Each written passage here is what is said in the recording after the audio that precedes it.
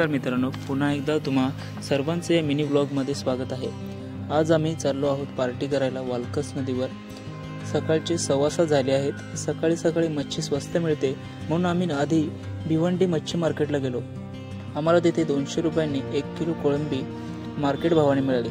त्यानंतर 3 kilo chicken घेतले आणि बाकी किराणा सामान घेतले। त्यानंतर लगेच आम्ही ठरलेल्या लोकेशनकडे निघालो। वालकस नदीवर जाण्याकरिता आपल्याला मुख्य रस्ता म्हणजे मुंबई नाशिक हायवे पकडावा लागतो। भिवंडीपासून 25 ते 30 किलोमीटर अंतरावर हे ठिकाण आहे। बाजूला कोशिंबी गाव आहे। त्या गावातून तुम्ही एंट्री करून वालकस नदीकडे जाऊ शकता।